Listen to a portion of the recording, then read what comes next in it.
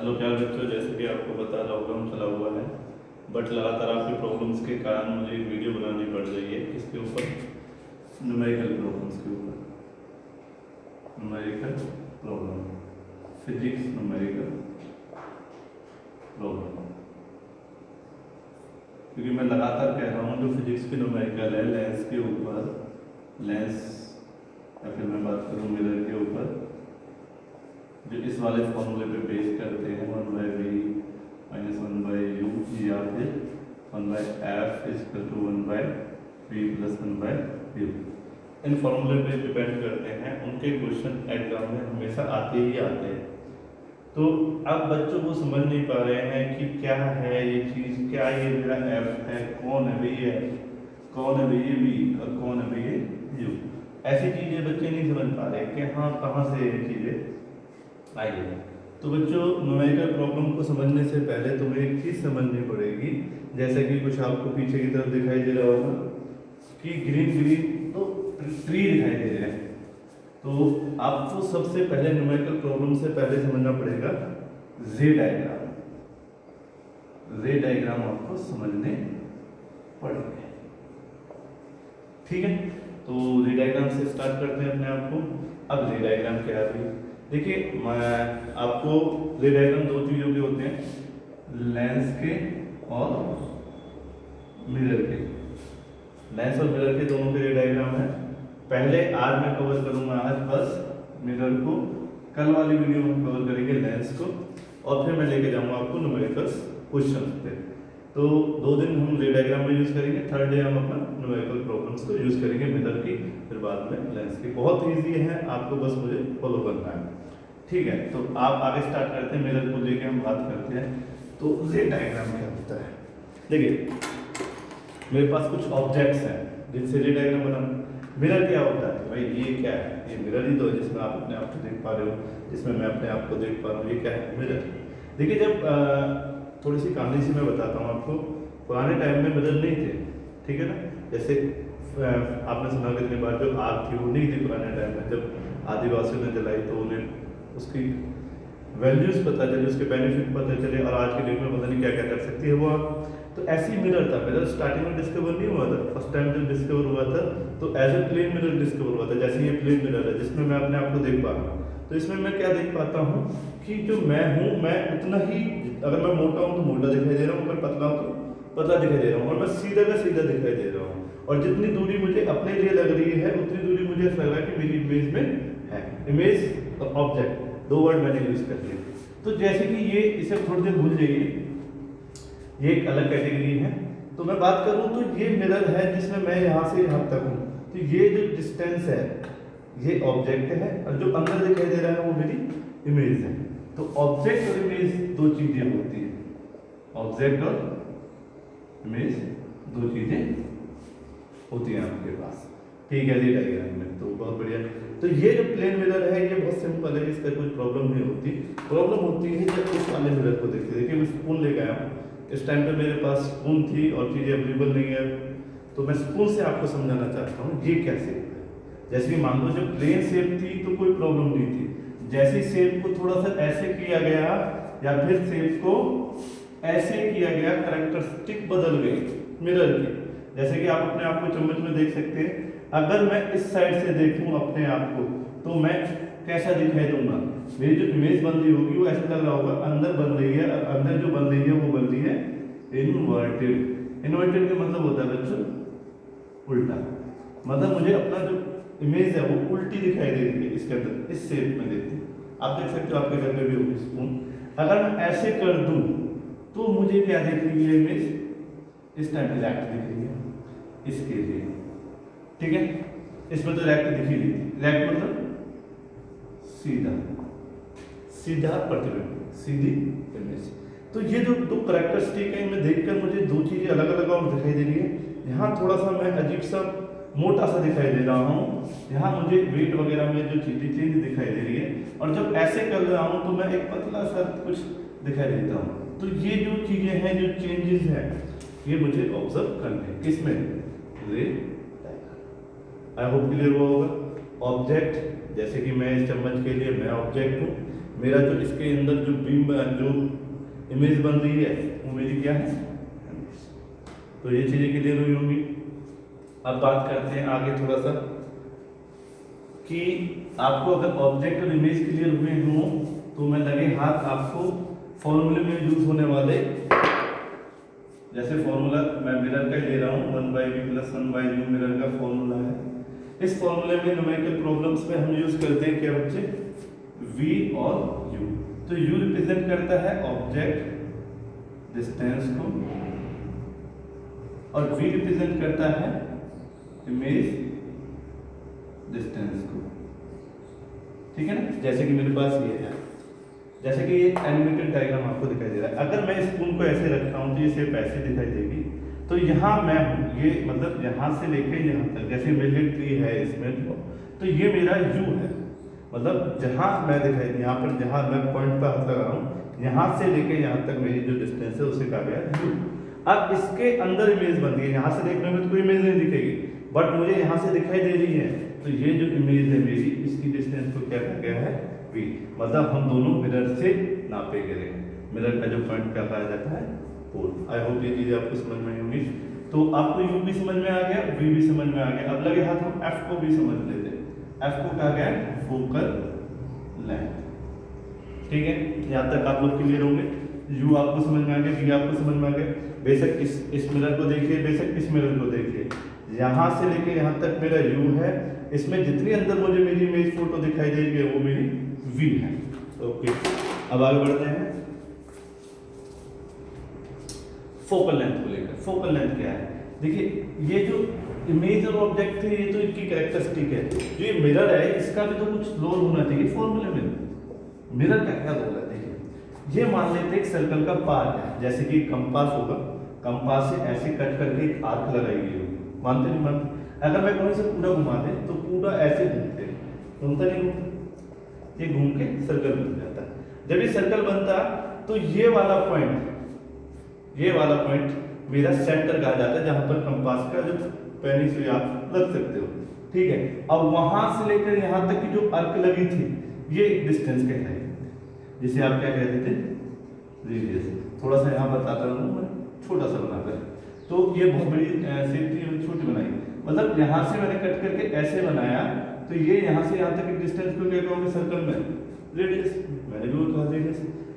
और एक बात ध्यान रखें, मेरी इमेज में वो रेडियस यहाँ पर है, समझ लेना। बहुत ज़्यादा बड़ा डायग्राम है इसलिए इस बोर्ड पे आएगा नहीं, और मैंने थोड़ा सा यहाँ पर आपको समझाया है। तो इस वाले पॉइंट को, सेंटर को किससे रिप्रेजेंट किया गया, symbol of C, symbol of C से। आई होप यहाँ तक आप लोग क्लियर होंगे, ठीक है। अब जो सिंबल ऑफ सी है, अगर मैं करूं ये मान लो 10 सेंटीमीटर है यहाँ से लेके यहाँ तक, इस वाले पॉइंट से, पोल से। अब आप सोच रहे होंगे यार ये लाइन भी तो जा रही है, ब्लैक ये क्या है। देखिए अगर मुझे कहीं ऑब्जेक्ट में होता है ट्री, तो ट्री धरती पे तो होता, और जो धरती है वो इनफाइनाइट है, तो कहाँ से जा रही है कहाँ आ रही है, तो उसे कहा गया है प्रिंसिपल एक्सिस। तो आई होप आपको क्लियर होगा। ये ब्लैक लाइन आपकी प्रिंसिपल एक्सिस है, इस पर हम ऑब्जेक्ट का रख के कैलकुलेशन स्टार्ट करते हैं। तो मैं कहना चाह रहा था यहाँ से लेके यहाँ तक पोल है, जो पोल पॉइंट कौन सा होता है, जो मिरर को कट करता है एग्जैक्ट। यहाँ से लेके यहाँ तक की डिस्टेंस एग्जैक्ट क्या है, रेडियस।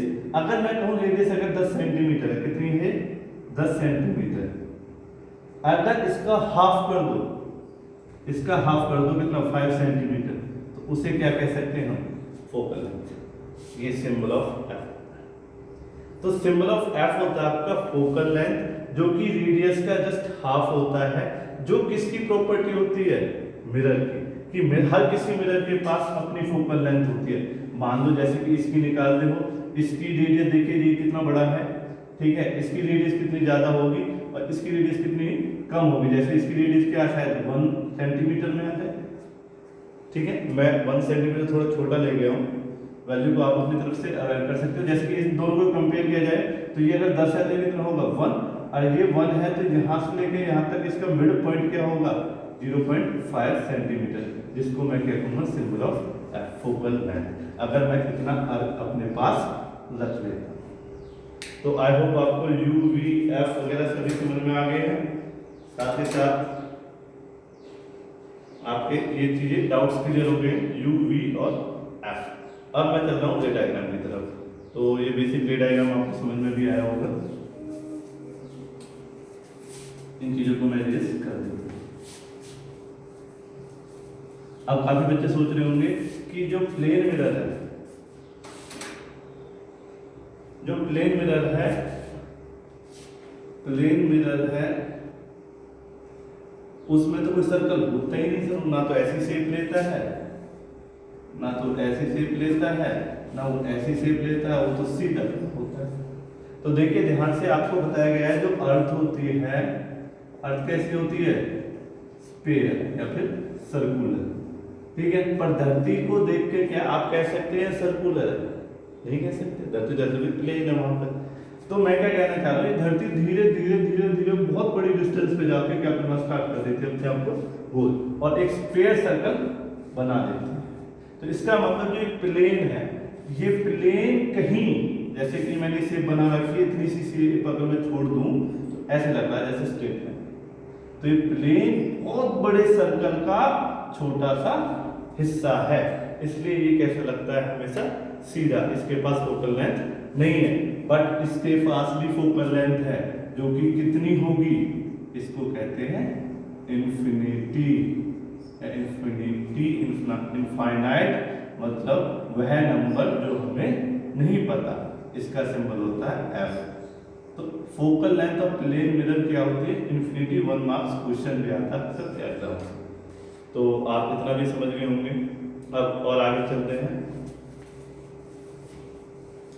आगे बात करते हैं रे डायग्राम को लेकर कि अब हमारे पास 2 रे डायग्राम हमें सीखने हैं, कन्वेक्स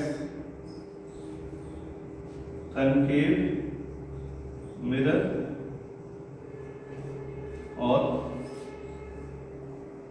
कन्वेक्स मिरर। 2 ही शेप बनती है, या तो ऐसी शेप बनेगी या ऐसे बनेगी, जैसे चम्मच में आप देख रहे थे, या तो मैं अपने आप को ऐसा ऑब्जर्व करूंगा या मैं अपने आप को ऐसे ऑब्जर्व करूंगा। जब ऐसे ऑब्जर्व करता हूं तो उस शेप को कहा गया कनकेव शेप। अगर ऐसे ऑब्जर्व कर रहे हो अपने आप को तो उस शेप को क्या कहोगे, कन्वेक्स। तो इनमें क्या क्या डायग्राम बनेंगे, उससे पहले एक बात बताना मुझे जो आपको जेन्युइनली आनी चाहिए। अगर मैं आंख मीच लूं, क्या मुझे कोई ऑब्जेक्ट दिखाई देगा? नहीं दिखाई देगा। इसका मतलब क्या बताना चाह रहे थे सर, हर किसी ऑब्जेक्ट पे सन की लाइटें गिरती हैं। जैसे मान लो एक ट्री है, इस पे सन की लाइटें यहां से सन से गिर रही है, ठीक है। वो सन की लाइटें जाती हैं मिरर पर, और मिरर उनको रिफ्लेक्ट कर देता है, और जहां वो मिल जाती है वहां उनकी क्या बन जाती है, इमेज। अब क्या है कि जितने भी रे डायग्राम आप करोगे उसमें भूल जाओगे कि कोई सन भी आपके पास है। तो आप इसको ऑब्जर्व करना बंद कर दोगे सन को, तो बस आप क्या सोचोगे, सभी लाइट किस में से निकल रही है, ऑब्जेक्ट में से। जबकि ऐसी सच्चाई नहीं है। जैसे आपका मून है, चांद है, चांद के पास अपनी लाइट नहीं है, वो तो सन की लाइट को अपने ऊपर गिरने देता है, उसके बाद उसे रिफ्लेक्ट कर देता है। ऐसे ही हमने ऑब्जेक्ट्स को मानना है। इंपॉर्टेंट पॉइंट राइट डाउन कर लीजिए कि हमें सभी ऑब्जेक्ट को ऐसे मानना है जैसे कि उनसे लाइट निकल के आ रही है, अदरवाइज आपकी कैलकुलेशन टफ होनी स्टार्ट हो जाएगी। तो मैंने मान लिया कि भाई मेरे ऑब्जेक्ट से लाइट निकल के चल रही है। तो अब इनकी रूल्स हैं, क्या रूल है देख लीजिए, निकलने के 4 रूल हैं। Rule for formation image, rule for formation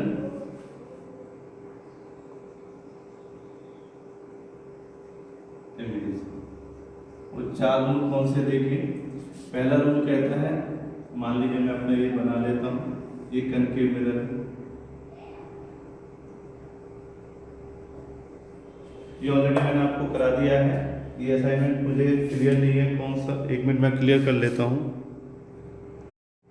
देखिए एक अभी प्रॉब्लम आई थी, एक बच्चा मेरे पास है, वो बता रहा है कि सर मुझे यू समझ में आ गया। यू होता है जहां से मिरर से आपका ऑब्जेक्ट होता है। जैसे कि लेट्स सपोज ये चम्मच है और चम्मच ऐसे है, और ये तो ट्री है, यहाँ मैं हूँ, मान लो जैसे मैं हूँ अभी, ये तो मैं रहा, तो यहाँ से लेके यहाँ तक की डिस्टेंस क्या कहलाई जाएगी आपकी, यू।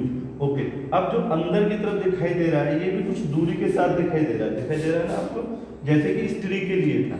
ये ट्री रियल ऑब्जेक्ट है, इसके सामने एक ऐसा मिरर रख दिया गया था, तो इसकी जो इमेज बनी थी वो यहाँ बनी थी। किसकी इमेज कहाँ बनेगी वो सारा हम डिस्कस करेंगे, अभी उन्हीं चीज़ों को डिस्कस करेंगे।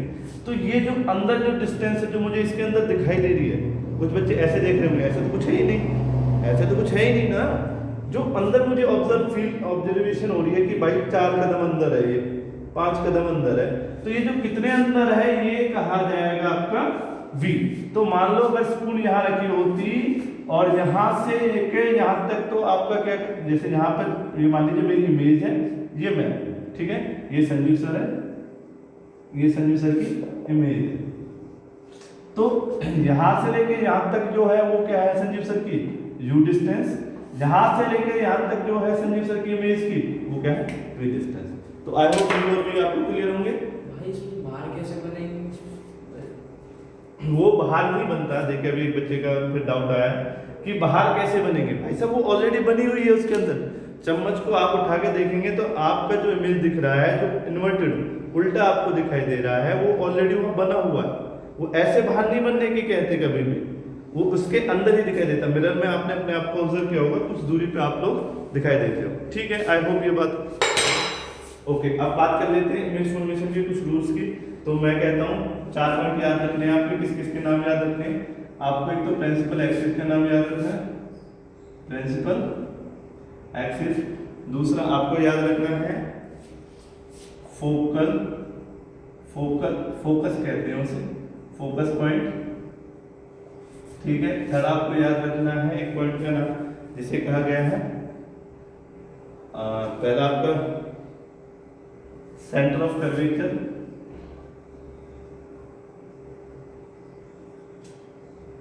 थर्ड आपके लिए कहा गया है प्रिंसिपल हो गया, फोकस हो गया, सेंटर ऑफ कर्वेचर हो गया। फोर्थ आपके लिए आता है लास्ट पॉइंट जिसे कहा जाता है आपका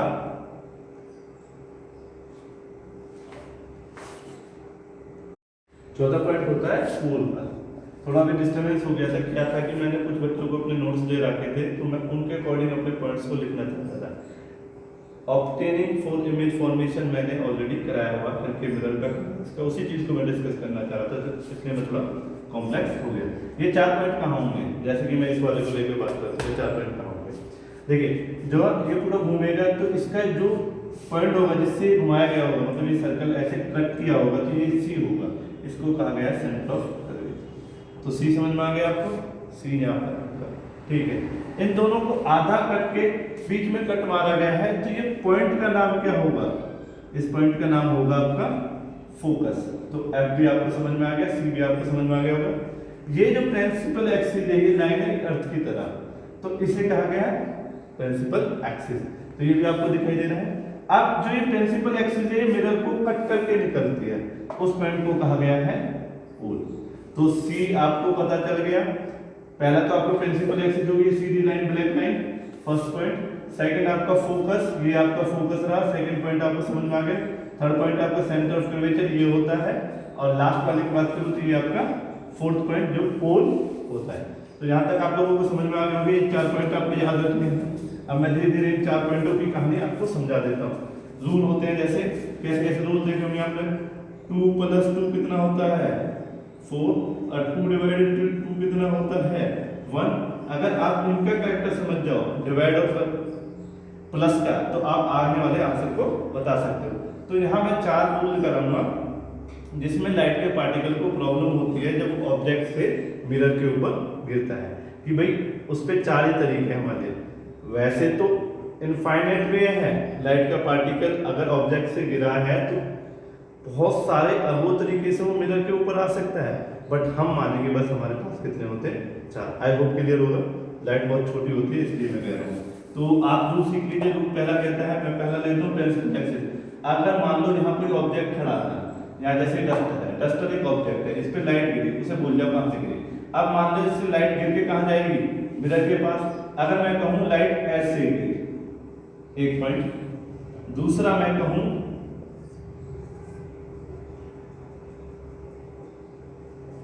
सी एफ, इसका भी सी है और एफ है, ये इसका पी है, ये लाइन इसकी प्रिंसिपल एक्सिस है, ऐसी ये प्रिंसिपल एक्सिस है।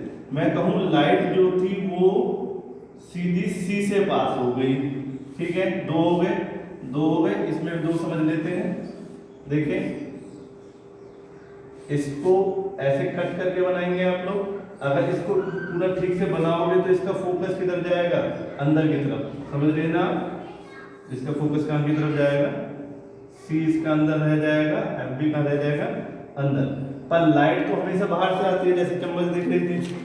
मान लो ये ऑब्जेक्ट है, ऐसा उभरा हुआ पार्ट है, ये सी तो इसका अंदर बनेगा क्योंकि इसका जो रेडियस का पार्ट है वो तो अंदर की तरफ है, बट ऑब्जेक्ट तो कहाँ तक गया, बाहर की तरफ। अगर ऑब्जेक्ट बाहर की तरफ है तो पहला पॉइंट जो यहाँ पर है कि लाइट ऐसे भी आ सकती है जी। दूसरा कर लेते हैं, दूसरे में कैसे आएगी लाइट, दूसरे में जैसे कि इसका सी पॉइंट है और ये इसका एफ पॉइंट है, डायरेक्ट एफ पॉइंट पे सी पे आएगा, डायरेक्ट इस पे सी पे, जैसे कि यहाँ से दिखाई दे रहा है सी पे मीट करेगा। तो आई होप ये आपको समझ में आया होगा, ठीक है। आगे स्टार्ट करते हैं। तो अब क्या होगा टकराने के बाद, जैसे कि अगर मेरे पास बॉल होती, मैं कहता बॉल ऐसे गिरी है तो बॉल कैसे जाती, बताइए कैसे जाती, कैसे चली जाती, सभी को पता है। मैं कहता बॉल ऐसे फेंकी है मैंने तो कैसे जाएगी, सभी को पता है, सीधा ऊपर चली जाएगी। सिंपल सा रूल है। तो ऐसे सिंपल सा रूल है, अगर लाइट का पार्टिकल आया है ऐसे parallel to principal axis, parallel तो समझते होंगे आप, ये लाइन इस लाइन के पैरेलल है, तो वो लाइट पास करेगी कहां से, फोकस से, समझे। पैरेलल कभी भी लाइट हो उसे कहां से पास करा दोगे आप, फोकस से, वेरी गुड। अगर सेंटर ऑफ कर्वेचर पे लाइट आएगी तो कहां चले जाएगी, सेंटर ऑफ कर्वेचर। तो दो पॉइंट्स आपको समझ में आ गए, दोबारा से याद कर लीजिए। जो लाइट ऑब्जेक्ट से आ रही है, ऑब्जेक्ट मेरा डस्टर है, ऑब्जेक्ट से मैं 4 ही लाइट मान के चलता हूँ, मेरे पास 4 ही लाइट है, वरना होती तो इनफाइनाइट है, पर मैं इनफाइनाइट को ड्रॉ नहीं कर सकता, मैं 4 पॉइंट पे ड्रॉ कर सकता हूँ। तो ऑब्जेक्ट से जो लाइट टकरा के किस पे गिरेगी, मिरर पे। अगर वो पैरेलल है तो वो कहां से पास करा दूंगा, बिना सोचे समझे, फोकस से। जैसे 2 + 2 कितना होता है 4 और 2 / 2 कितना होता है 1, तो बिना सोचे समझे आपने इसको समझा बस, इसको। तो वही रूल है मेरा, पैरेलल, फोकस। अगर सेंटर ऑफ कर्वेचर से आई है तो वापसी कहां हो जाएगी, सेंटर ऑफ कर्वेचर। जैसे बॉल आई ऐसे जाएगी, अगर ऐसे आएगी तो ऐसे ही निकल जाएगी। तो ये क्लियर हो गया। अब इस मिरर को देख लेते हैं। देखिए, अगर पैरेलल आ रही है तो कहां से जाएगी, फोकस से। अब भाई साहब देखिए, ये रहा मेरे पास मेरा कन्वेक्स।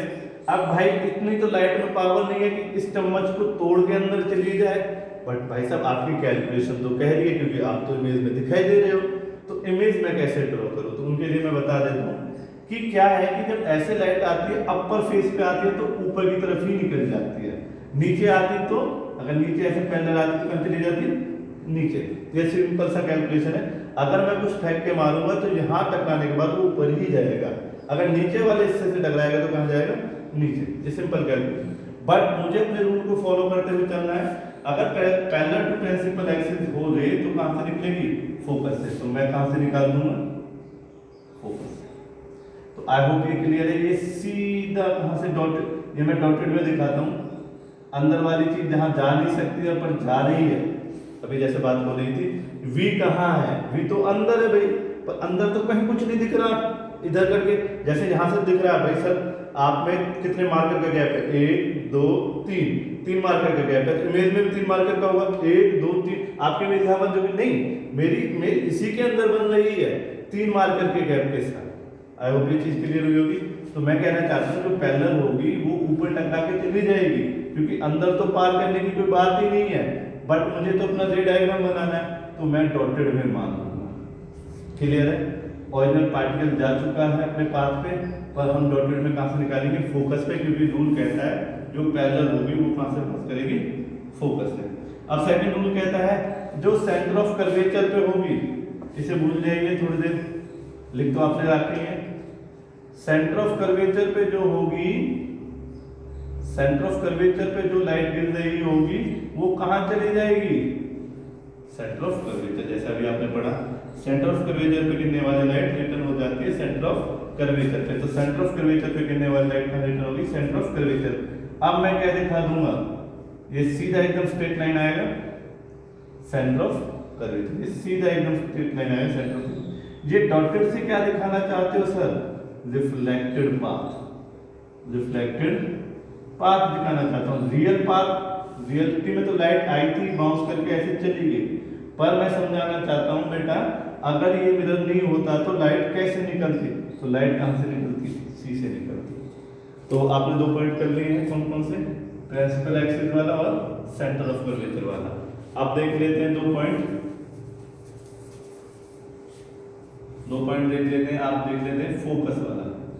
फोकस से अगर लाइट है, जैसे कि मैंने डायग्राम बना दिया, ये इसका F है, ये इसका C है। मान लीजिए लाइट ऐसे आई फोकस से, ऑब्जेक्ट यहाँ खड़ा था, ऑब्जेक्ट पे गिरी कहीं से लाइट, उसे मतलब नहीं है हमें। अब गिरने के बाद कहाँ चलेगी? फोकस से। तो वो कहाँ जाएगी? वो जस्ट पैरेलल होगा। अभी आपने किया ना, जो पैरेलल थी प्रिंसिपल एक्सिस के, वो कहाँ से पास हुई थी? फोकस से। तो जो फोकस से आएगी वो कहाँ जाएगी? प्रिंसिपल एक्सिस से। आई होप आप लोग को समझे होंगे। अब बात कर लेते हैं यहाँ पर भी। तो यहाँ पर का रूल यही है कि ये रहा आपका मिरर। अब आपकी जो F है वो कहाँ है? अंदर की तरफ। क्यों अंदर है? मैंने बता दिया, क्योंकि शेप यहाँ से कटेगी तो C अंदर, तो F भी अंदर, तो बाहर तो कुछ रहेगा ही। तो आप कहते हो कि मेरी लाइट आई F पे, तो कहाँ जाएगी? मैं कह दूंगा पैरेलल जाएगी। अंदर तो जाने की नहीं, क्योंकि आके ऐसे तो अंदर जाएगी ही नहीं, क्योंकि लाइट पास नहीं कर सकती, लाइट वो ऐसे जा रही होगी। पर मुझे तो रे डायग्राम दिख रहा है ना, अंदर दिख रहा है, तो मैं डॉटेड में उसे समझने की कोशिश करूँगा। पैरेलल है, ये भी देखो पैरेलल है, ये भी देखो पैरेलल। जैसे कि हम नीचे से आती तो पैरेलल होके ऐसे चलेगी। आई होप नीचे से आती तो ऐसे पैरेलल हो जाती, जैसे कि नीचे से आती तो ऐसे पैरेलल हो जाती। और रिफ्लेक्टेड पाथ कहाँ बनाता? अंदर। रिफ्लेक्टेड पाथ क्यों बना रहे हैं सर बार बार? वो मैं आने वाले रे डायग्राम्स में आपको समझाऊंगा। आई होप ये 2-3 रूल आपको क्लियर हो गए। अब बात करते हैं लास्ट वन की, पोल की। फोर्थ है पोल। तो पोल वाला रूल कहता है आपसे, अगर लाइट पोल पे गिरेगी तो वो सीधी नीचे चली जाएगी, ठीक है? अगर नीचे से आएगी तो ऊपर आ जाएगी। ऐसे इसका रूल कहता है कि जो पोल पे लाइट गिरेगी वो कहाँ चली जाएगी? नीचे चली जाएगी। अगर नीचे से आएगी तो ऊपर आ जाएगी। अब क्या है कि देखिए, ये जो एंगल होता है ये हमेशा इस एंगल के इक्वल होता है। I = R, रिफ्लेक्शन रूल के अकॉर्डिंग। तो ये आप लोग कर लेंगे। ऐसे इसमें है, ऐसे इसमें ये I इसके इक्वल होगा। और ये क्यों होता है सारा कुछ? वो नॉर्मल पे डिपेंड करता है। अब वीडियो ज़्यादा बड़ी हो रही है, मैं इस चीज़ को स्किप कर रहा हूँ। नॉर्मल के ऊपर अक्सर क्वेश्चन पूछा जाता है, वो मैं आने वाले टाइम में बता दूंगा नॉर्मल क्या है नेक्स्ट वाली वीडियो में। तो ये 4 रूल आपको आई होप समझ में आए होंगे। अगर ये 4 रूल समझ में आ गए हैं, F समझ में आ गया है, ऑब्जेक्ट डिस्टेंस के U समझ में आ गया है, V डिस्टेंस समझ में आ गई है, ये पॉइंट समझ में आ गया है, तो हम अगली नेक्स्ट वाली क्लास में इन चीज़ों को और हायर स्टडीज पे स्टडी करेंगे। और आपको मैं सभी के लिए डायग्राम ड्रॉ करके दिखाऊंगा, कन्वेक्स में कितने बनेंगे, कनकेव में कितने बनेंगे। Thank you very much.